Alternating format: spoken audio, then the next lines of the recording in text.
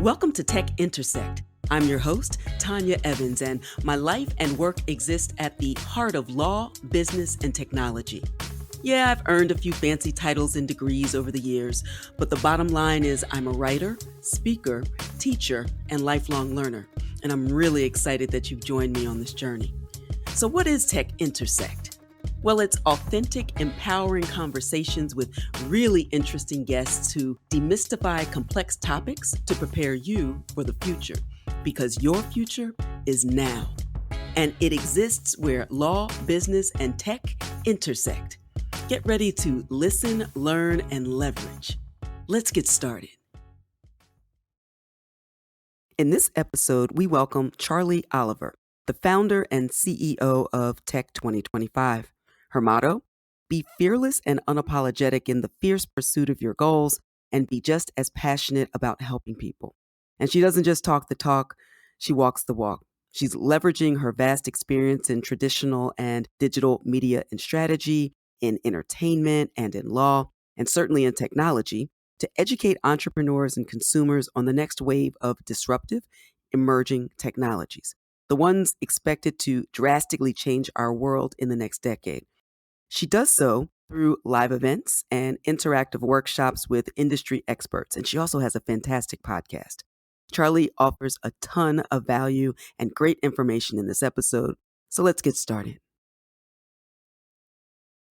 Hey, Tech Intersect listeners. I am so very honored and excited to welcome Charlie Oliver, founder and CEO of Tech 2025, to our ever so humble Tech Intersect abode. Charlie Oliver, welcome. Hey, thank you for having me. It's great to be here. I'm really excited. Thank you. We worked so hard. We have been in the same spaces at the same time, but it has been very difficult for us to connect in the actual physical sense. We go to a lot of the same conferences and we're speaking at the same time, or ships passing in the night. But at least we have social medias to stay connected. And I see all the great work that you're doing. And I was so excited when I saw all of the things that you were posting about Tech 2025, and we'll get to that. But I'm really thrilled to have you here, and I think we'll have a great time. Yeah, I'm looking forward to it. Like you said, we're kind of like two ships passing in the night, right? Yes. But we're obviously in the same waters, and so so I see your tweets, and I follow you, and you just have such insightful posts and ideas, and I just love it. So I support you, and I love what you do, and so I'm really honored to be here. Thank you for having me.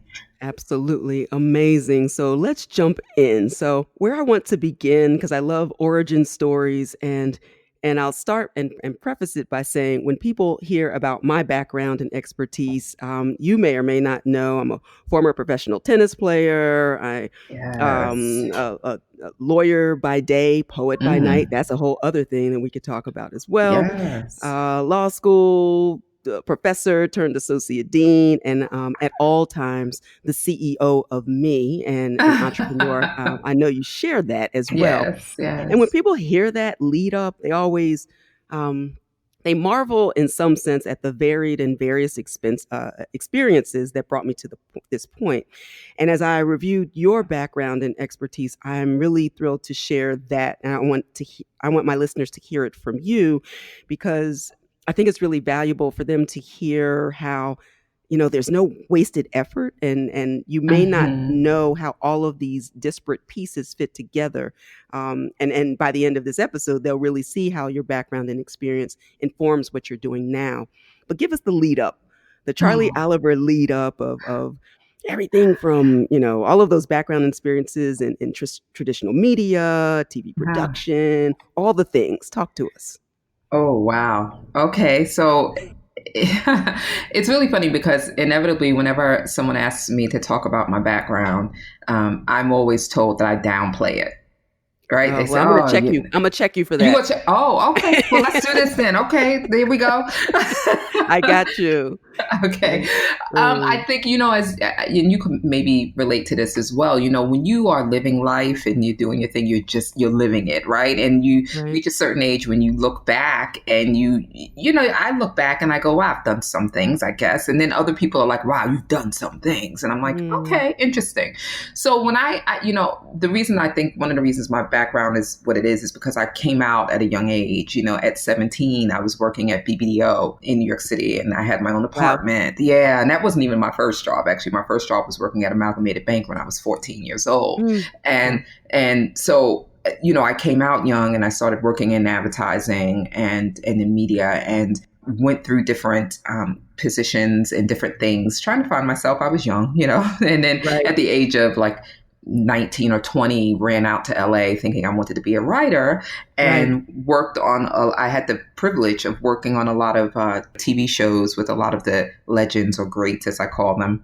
These are Yes. people who defined TV in the 70s and in the 80s, like Norman Lear, Gary David Goldberg. I'll add Bill Cosby to that only because obviously he did define TV. Absolutely. What I'm saying? It was an experience. But so I worked in TV and film for years after working in publishing and in working in TV and film, and then I segued into indie film, right, Mm-hmm. which was also something that I really enjoyed doing, and worked at Sundance for a few years, and then when I came back to New York, I decided that I sort of wanted to change. And, this is a time in life when I was thinking, I don't know what I really want to do, but I don't want to do this anymore. I don't want to be in Right. entertainment anymore. And so I ended up working in corporate law, just in document review and working on Mm-hmm. contracts all night long with attorneys. But the fascinating thing about that helped to define help to support the path that I realized now that I was laying, that sort of got me to this point, is that I worked in that field in corporate law at a time when all of the banks were merging and sort of Right. collapsing onto each other, and all of this new technology was coming into the firms, and they needed people who were fearless with regards to sort of picking up the new technologies and using them and getting it and all this other stuff and converting all of these thousands of documents. So it gave me an opportunity. I was reading contracts day and night, day and Right. night with the attorney. So that was great. And I kind of hopped around, and then, after working in corporate law, I traveled a lot as well, Mm-hmm. and wrote, which I love doing. But ultimately I ended up leaving media and that whole part of me behind because it became sort of unfulfilling for me Right. for a number of And reasons. tell me how that feels when because there, again, a lot of various experiences, and each one of those areas energetically just takes a lot. And Ah, yes. right. So did you find Yes. yourself depleted energetically? Because there are times when we are proficient and certainly Mhm. capable above and beyond the Mhm. call of duty is what we ordinarily do. But that Right. doesn't mean that that's your passion project or where you need to stay. So what was that Exactly. feeling like for you? That's a great point. That's a really great and a great question. I had someone who looked at my bio and they said, "Boy, looking at your bio, you just seem to be You seem like you were someone who didn't really care what anyone thought about what you wanted to do. You just did it, right?" And so I said, "Yeah, that's pretty much it. I mean, I'm an only child, so Me too. I I knew I liked you. really Oh my yes, gosh, I'm my own best friend. there you go.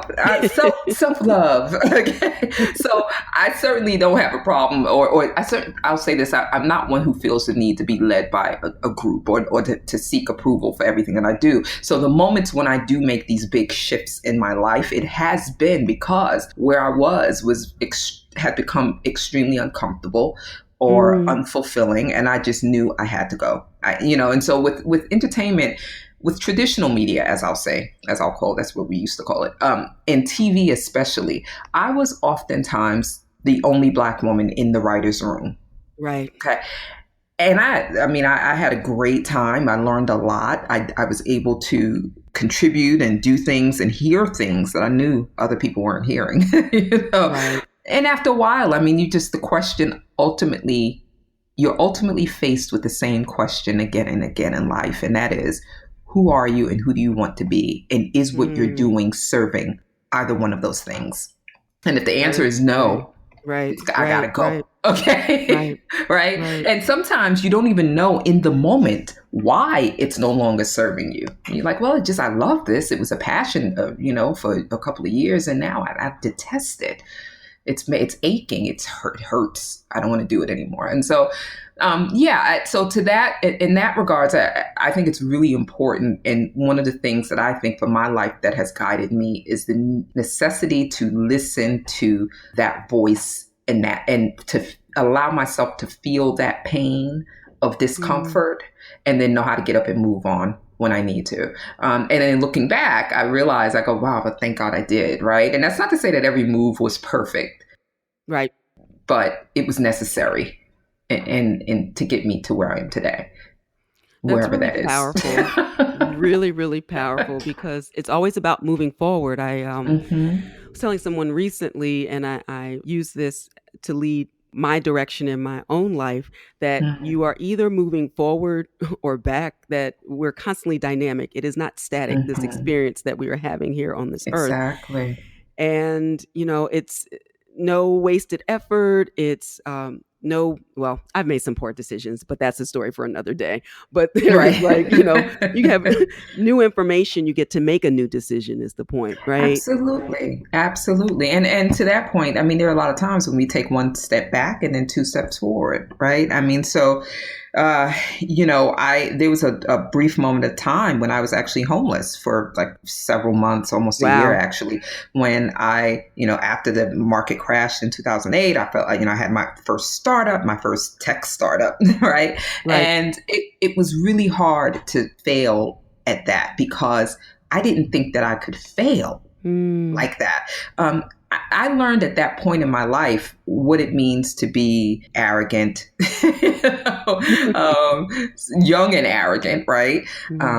Also, I think I began to understand sort of the cultural way that we are raised here in this country, to think that we can do anything and everything and anything, and it just is what it is. It's going to happen, and that's it, right? Because when I launched my first startup, when I came out of entertainment and I decided I wanted to segue into tech, for me it was like, there's no doubt about it, I'm going to crush this, because I crushed everything up until then, right? In my life, I just was the one who was running things. And so when you feel the power of external forces that force you to face yourself for what you are, for what you really are, right? And to accept a certain amount of humility that's necessary in order for you to step forward, to climb up to the next part. It's brutal, but it's necessary. So I said all of that to say, when I became homeless and I fell into that dark depression, that actually was one of the most profound moments in my life. It's not something that I regret. It's not something that I would undo. And the truth be told, in the beginning it was rough, but I actually ended up having a stronger mind, even while I was homeless, than I had when I was living it up and doing my thing, Right. That is so powerful, because it also just demonstrates, we go through these seasons in life as well, and our lives, and when we look to nature, to the various seasons, they're neutral, they're agnostic. Our experience through them, there will be a spring where there's youth, and vitality and growth. There will be a summer where it's hot, and all of that. There will be a fall, when I think of fall, which is it's my favorite season, I think of the harvest, right? So it's like the harvest of self. So all of the planting and the waiting and the wanting and the growth, that we start to see some manifestation. And then in every life, there falls a winter where we're pruning and we cut back. It's cold and dark. By the way, the winter is my favorite season, by the way. Is it? Oh, I love it. The colder, for the reasons that you just said, but also primarily because I absolutely love cold weather. I know that's kind of strange. That's number one. Yeah, that's pretty crazy, but I'm gonna let it go. You're not gonna hang up on me, are you? Okay. Well, my family is like, who are you? What? And also, it forces people to go inside. It forces people to just take a break after they've been running around like nutcases, in the summer, showing everything and being everything. Right. I don't need to see all of that. But in the winter, everybody has to go inside and just regroup and figure out, kind of calm down. I like that. I like that a lot. As a Wow. matter of fact, when I was homeless, it was primarily during the winter that Mm. I went through that period. So yeah. That is really interesting, and it's really speaking to me now. It's just interesting where I am at this point in life. You know, you look back over the titles and the accolades and all the Yeah. things that you stack up, but there is a necessary time. And I actually, you might be speaking to my listeners, but you're also speaking to me right now, which is why I love Mm. these conversations and why I love this platform, to have these Mhm. authentic conversations. And a little piece of something resonates for everybody. There's something for everybody in it. Right. And so I absolutely receive that. And it leads me to my next question of talk about the transition into tech. You mentioned it a bit earlier, but give the Mm. listeners more of an idea of the how and the why you transitioned into tech and the tech space, and not only just from your entrepreneurial endeavors, but you're actually a leader in the space too with all that you're doing, and Oh. your platform is supporting people in doing that as well. So tell us about that transition. Oh, okay. Well, I will say that in 2008, when I stepped into tech, it like a lot of things in life, when we make decisions to make changes or to do something that's diabolically different than anything we've ever done before, it's usually because we have an opportunity that's presented to us. And we don't even know what that opportunity really entails. We don't really see the fullness of it. We just intuitively feel like, this is something here. There's something here. Let me go in this direction. So I met a woman. I had already begun to gravitate towards tech Right. anyway, because I felt like at that time, now I know a lot of people aren't going to necessarily remember this, but 2007 was a strange time because Mm. Facebook had just launched. I mean, this was like pre-social media, right? This was not when we were just getting up and going with it, with these technologies online that allowed us to become more social, the web video platforms. I think YouTube had just launched the year before. Right. So it was really early. No one knew what this was going to be. And we certainly couldn't predict what it is today. So anyway, I looked at that and then said to myself, looking back at traditional media, which is what we called it back then, traditional Right. media, I didn't see a place to go. I as a Black woman, especially in the industry, I said, there's a lot of things that I guess I can do, but in terms of what feeds me creativity, my creativity, it's not here for me. And that following year in 2018, Barack Obama and you remember McCain had the election and right. Right. So a woman came up to me. I'll never forget this. Her name was Catherine Bevel Jones. She's a producer in theater. And she came up to me and she says, you know what? This Sarah Palin chick, Mm. she cannot become, like, we cannot let this happen. McCain Palin. And I'm like, yeah. I'm like, yeah, sure, you're right. Yeah. And so, and it was that passion, right? So she said, we've got to do something. Why don't we do this? And this was her idea. I'll never forget it. She said, you get media, I get media. I'm a producer. You're a producer. She's like, let's do a live webathon. She didn't call it a webathon. She said, let's do a live stream for 8 hours where we read letters that women across the country sent in about Sarah Palin becoming vice president, and how they felt about that. And let's Wow. read it live online. And no one had ever done that before, by the way. Again, YouTube was only Wow. up and going for a year and a half. So back then it was actually a platform called, I think it was live stream or Ustream or something like that. So I said, yeah, that's hot. And we'll raise money. We'll do these little micro payments. And there wasn't even a platform that could, yes. Can you believe that? And so I said, well, okay, it was in that moment between the both of us that we decided to do something because it was out of necessity. We felt these are tools that we can use to amplify the voice of women. Like, Right. yes, this is Right. awesome. And there was literally thousands of these letters that had gone viral. And these women sent in emails and letters to answer this question. What do you think of Sarah Palin being vice president? And so she came up with the idea of reading it online and just Mm-hmm. having people coming in and picking up a letter and reading it and picking up a letter. So we did that. We called it a webathon.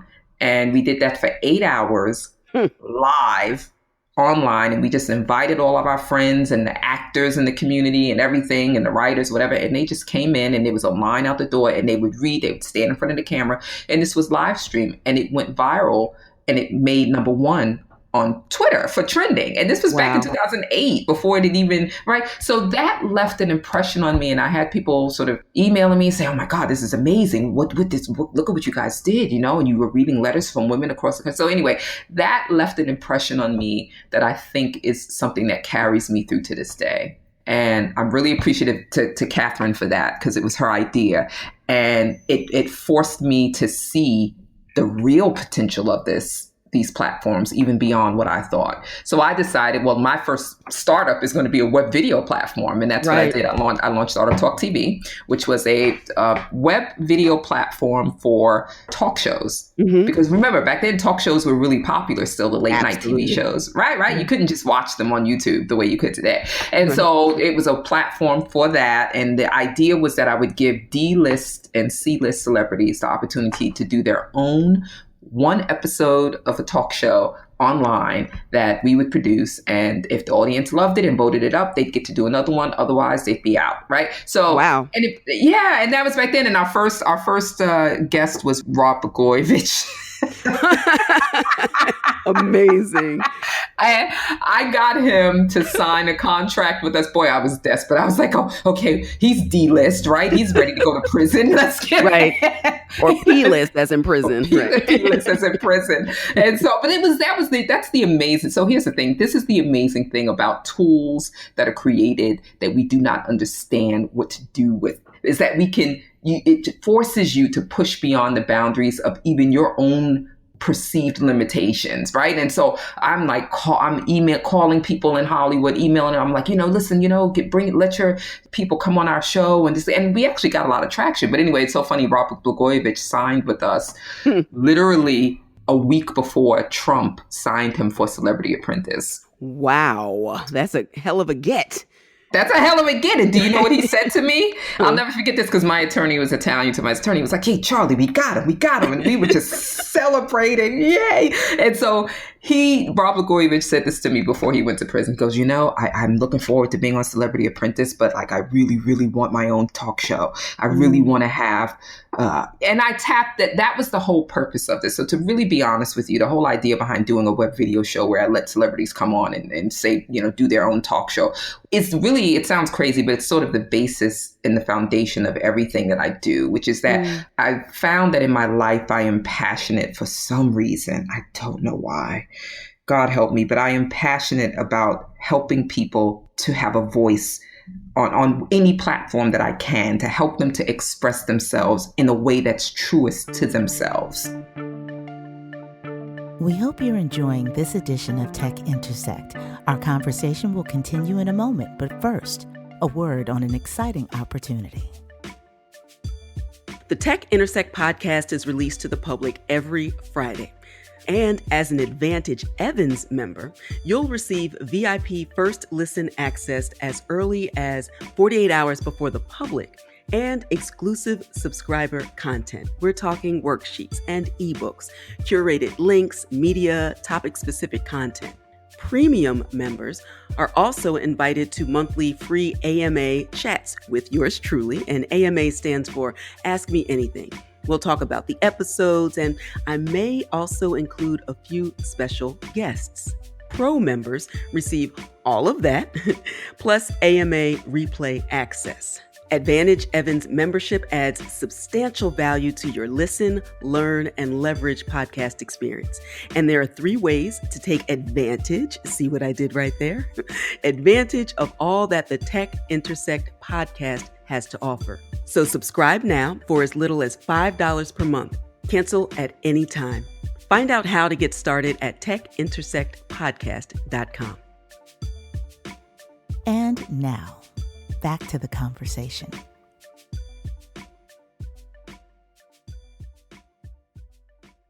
Wow. Well, that obviously led to the foundations of Tech 2025. Tell us about Tech 2025 and that entire platform and what you're using it for to help amplify voices and educate people as well.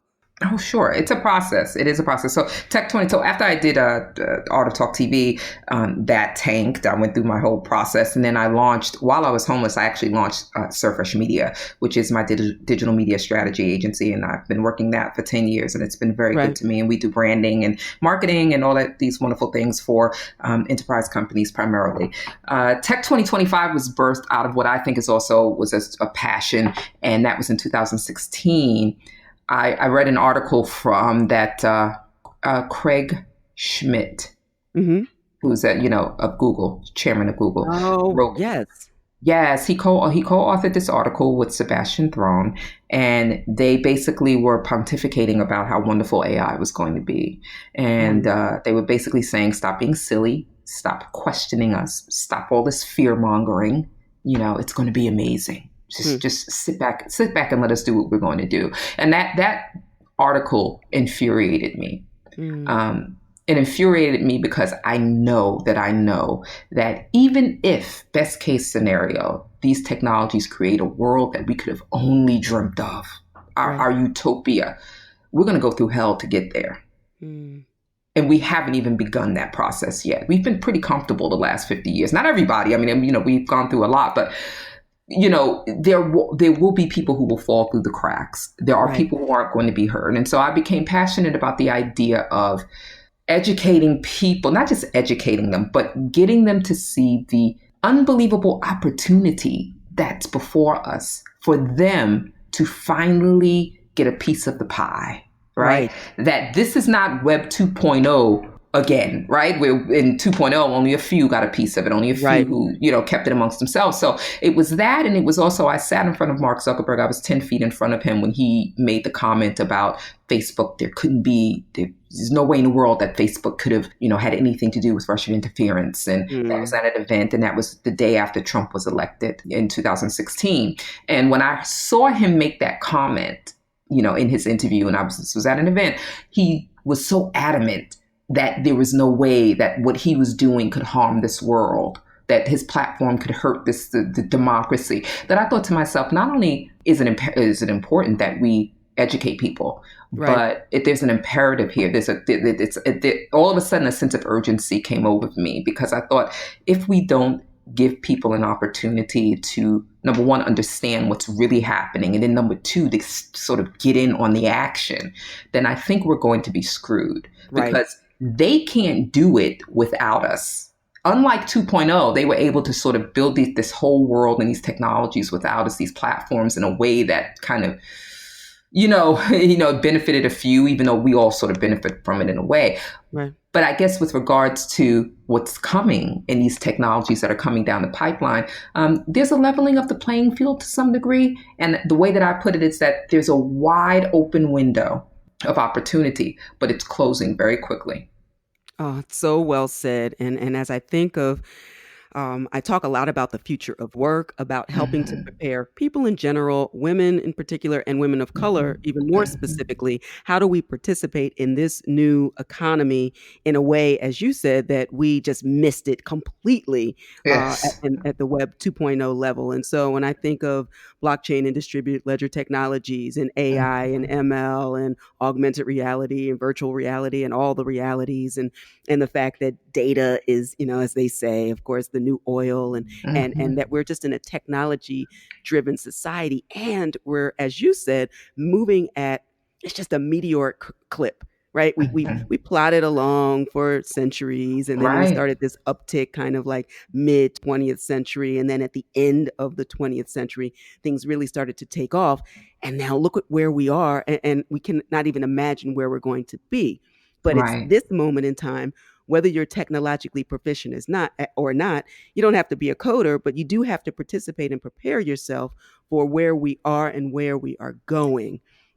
And we're And so not that's why trained for that. We've no, not been raised. We've been trained to be the exact opposite. from the time we're born until the time we die. We're trained to follow a very strict sort of narrow life plan. We're not taught to think for ourselves, to think critically, and it's frustrating, right? And so when I created Tech 2025, I had clients coming to me in 2016, and these were our clients for Surface Media, who were really frightened. They were just like, Charlie, what is this AI machine learning? And this was back in 2016, before the hype cycle really got going.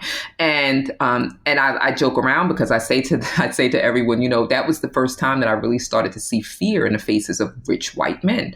And what does that look like?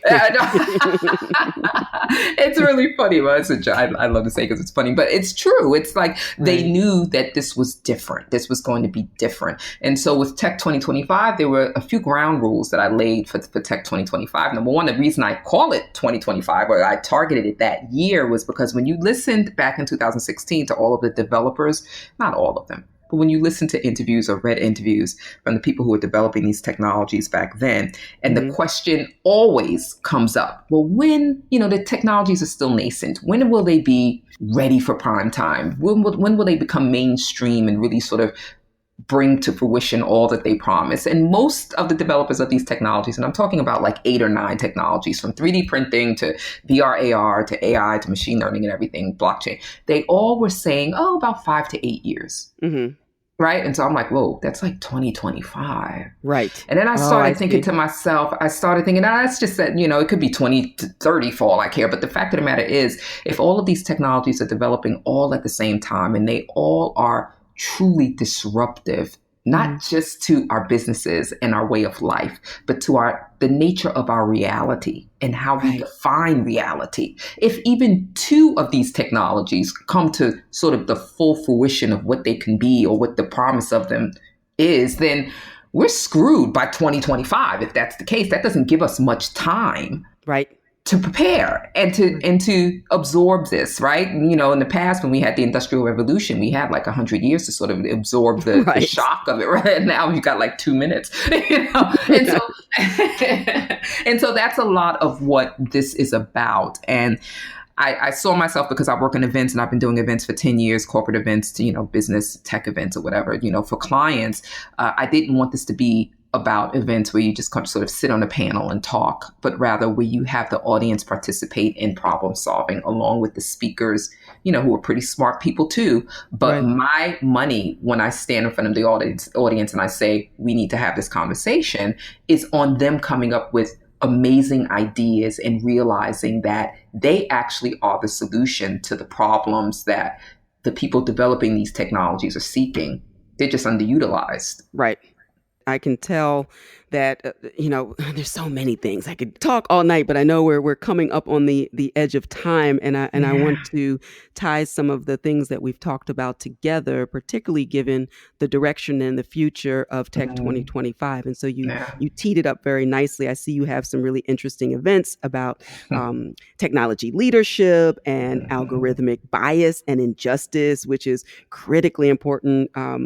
It's so important because of the disparate impact, as you've mentioned, on communities of color and other marginalized communities. So talk about what the future of Tech 2025 is and some of those events. Sure. Well, we've done about 70 events so far. We've been up and going since, as a matter of fact, January the 11th, 2020 makes our 3rd year anniversary. Gosh, congratulations. Thank you. Thank you very much. And so this is a great opportunity for me to explain that we actually are, we're digging down on our initial mission, which is, for the past 3 years, we've all been suffering from shell shock, right? I mean, we've been run over by innovation. We didn't expect, number one, we didn't expect Trump to win, right? And then we didn't expect these technologies to kind of all explode at the same time. And now it's like, whoa, I think everyone has accepted the fact that we're moving into a very different world, right?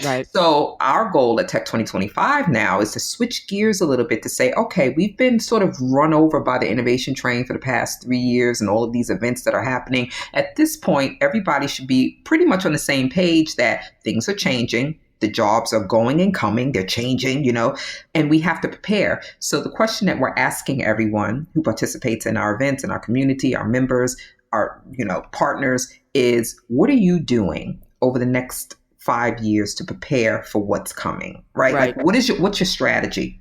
What's your strategy? Because at this point, we should be talking strategy. And so, look, using 2025, the year 2025, so just sort of as a focal point, right? I think the next 5 years are going to actually define the next 50 in the same way that like World War II defined sort of the next 50 years of governance in this world and the economy and everything. I think the next 5 years are going to be crucial. So we launched Tech 2025's continuous learning division or program, which is an upskilling program to help companies and professionals and people to upskill in the things that we know that they should be trained in that companies aren't really focusing on. When you are getting your upskilling in companies, you're learning about the hard skills, right? Right. How to code, you're learning about specific technical skills that the company thinks that you need or feels you need to serve their purpose and their products and everything. And that's great. That's fine. I get that. What we're focusing on is the leadership, the strategic thinking, the problem solving, the things that we also know is crucial to implementing these technologies smartly, wisely, right? It doesn't matter if you can code if you don't know how to make decisions about whether or not you should be rolling out a particular product or how it should be done so that it's not biased, right? So we're focusing on that. So we have courses on that and we'll be licensing them to companies, but then also we are bringing in events that are focusing on the stories and the people who are very much impacted by these technologies. So we have this one, we have actually one of our advisors now who is coming in to talk about how he is the only formerly incarcerated man to fight for his freedom after being wrongfully denied parole by a biased program. Right? Wow. By software. So yeah, it's pretty profound. We have to begin to put faces to these, to this technology. So we're doing that too. I'm really excited about that as well. But yeah, it's going to be a crazy year, 2020. It's going to be something. And guess it's going what? to be something. It's here. It's basically Is here. Is it? Okay. Here. Okay. I feel like everybody's preparing for it. I don't know if we can really, but we can prepare for it. We can prepare for it. We can. And I saw someone tweet earlier today that, because we're always focused on what the vision board's going to be and our resolutions. And we still have some days left in this raggedy 2029. Yes. 2019. Look at me. I went really far. I love it. That's how done I am with 2019, right? I'm 10 like years 2020, beyond 2025. I'm like, whoa, okay. Right. But there's, in this moment, as you said, how do we prepare ourselves going forward? And every day we should be in that process of evolution every day. And when I talk about upskilling, and that's great to add value where you are in place, but you're always, I want everybody to continue to focus on being the CEO of me. That you are on loan, right? You're on loan to wherever you happen to get your W-2 income until you make that next move. This is true. But here's the thing. I'll tell you something. I'm really concerned, right? Because I am shocked. One of the things that I can tell you in my speakers, our speakers who come in, because I challenge them as well when they come in. No one comes in and grabs the mic and just talks at our event. We want to have thoughtful discussions. And the speakers at our events all say the same thing for the most part, which is that they're shocked at how people are thinking about things. And I'm like, yeah, I am too. Maybe not as much as you, but we're not talking to each other about this stuff the way that we should be. And certainly these companies are not really getting and understanding how people are thinking and feeling. Right. And so when they come into our events, we ask them questions that are like deep sort of questions to think about problems. I'm shocked by the stuff that I hear. Mm-hmm. And one of the things that sort of blew us away a couple of weeks ago was at our event, which was on upskilling. We had Lauren Weber from the Wall Street Journal and John Pavley from Viacom and everything. It was a great event. And the question that I asked the audience of professionals who were coming to an event about upskilling was, how many people in here, by show of hands, thinks that their job will be partially or fully automated within the next 5 years? Do you know only one hand went up in the air? What? Yes. One hand out of let's say 70 people went up in the air. And And it was shocking because, again, this is an audience that's savvy enough to know that they should be coming to an event about upskilling. Right. Some of the people in there were professional, well, technical even. Some of them were coders, some of them were, a couple of software engineers, all professionals, a couple of Mm-hmm. students, very diverse. But only one person in that audience felt like their job was in danger of being automated. And guess Wow. who that person was? It was an accountant. Everyone was like, yeah, okay, sure. Yeah. Of course. Right. But I said that to say, because it shocked all of us and my speakers as well, is that if in a room full of people who are very smart, educated, accomplished, they know enough, they're forward thinking enough to come to an event about upskilling, if in that environment you still have people who, for whatever reason, aren't accepting that their very position is going to be greatly changed or impacted by automation in some way, it kind of, Right.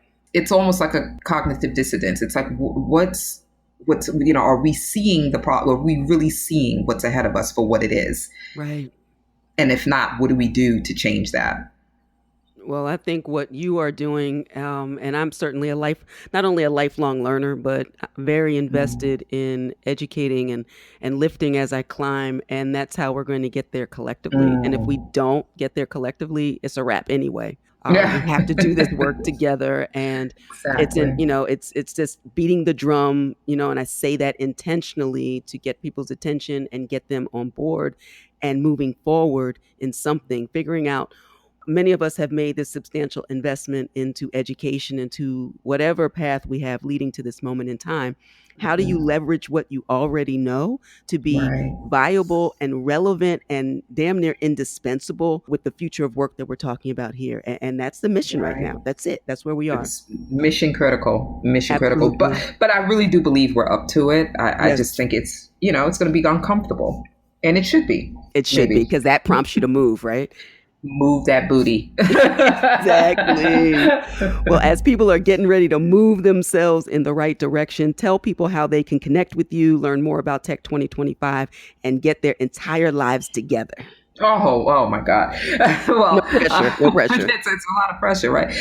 No, it's okay. Well, so you can follow us throughout social media on all platforms at Join Tech 2025. So that's our name across the platforms. And it's complicated on Twitter. So that's easy to follow if you'd like to follow me. But you can go to tech2025.com, our website. And when you go there, you can sign up for our newsletter. You're more than welcome to come to our events. They're listed on the site under our upcoming events. We have like 3 events in January. Mm-hmm. We have one I already mentioned, and then we have another one on. We're doing actually a tour of Walmart's new store of the future out in Oh, Long Island. Yes. So it's a sort of a hands-on experiential tour of their facilities and how they're implementing AI directly with consumers and products and stuff in their stores. And then we are launching our 100 Jobs of the Future series starting in July. We'll be looking at specifically jobs of the future that experts are predicting will be coming very soon. So right. it's a sort of a strategy session and a think tank about these jobs and what we should be doing to prepare for them. So yeah, come on over. You're welcome to come. I look forward to connecting with you guys. And yeah. That's fantastic. That is fantastic. I'm going to drop all of that in the show notes so that everybody has access to this information. For those who are members of Advantage Evans, you'll get a deeper dive and a curated experience with additional things to watch, to listen, to learn, and to support you in your educational process as you continue to move forward in your own lives and your careers as well. Charlie, thank you so much. You dropped all the mics and all the wisdom. Oh And I no. appreciate you very much. And Thank you. you're Thank just you adding so so much much. value, not only to this experience that we're having together, but obviously to the entire tech community. And as you're supporting people to move forward, just know that it is not going unnoticed. And I'm here and I'm happy to support all of your endeavors. So thank you. You are so wonderful. I truly adore you, and I appreciate that you've given me this opportunity to speak to your audience. Thank you so much. It was a no-brainer for me. It wasn't even a moment of hesitation when you asked me to come on. I was really excited. So thank you. And I have to tell you, I follow your tweets and your posts. I learn from you. I love what you share. And that definitely helps me a lot in what I do too. So thank you so much for being amazing. Charlie shared so much wisdom in this episode. It was fantastic. Lots of great takeaways to be sure. First, her origin story reminds us there is no wasted effort. Her background is varied and diverse, and she's been working and building from a very young age. That hustle and grit is paying off. You don't always know why you're having the personal and professional experiences you're having, but Charlie's example shows that if you're nimble, flexible, confident, and ambitious, you can draw on your foundation to ensure you always remain of value and relevant in the workplace. Also, sometimes when you are proficient, it may not mean that you're actually passionate, but there are no accidents, only new information. And new information leads to new choices. The questions that you must return to again and again, as Charlie mentioned. First, who are you and what do you want to be? And is what you're doing right now serving those things? If not, it's time to shift and pivot and reinvent yourself. And there's no better time than now in this new technological wave to do just that. You have new information. So let's make a new decision. Look, Charlie knows homelessness and depression and how to make a way out of no way, not only to survive, but to thrive. And she does it also by empowering others, especially now through Tech 2025. I'm so inspired by her story. I hope you are too. And I hope she inspires you to figure out how and when to transition to your own next great adventure and to tap into the incredible opportunities that exist in Web 3.0 in the midst of this dramatic, pervasive, disruptive technological age. Let me know what your favorite takeaways are from the app. Tweet me, drop me a note in the comments section about where you are in your journey and what your plans are to pivot. Let's plan and pivot together.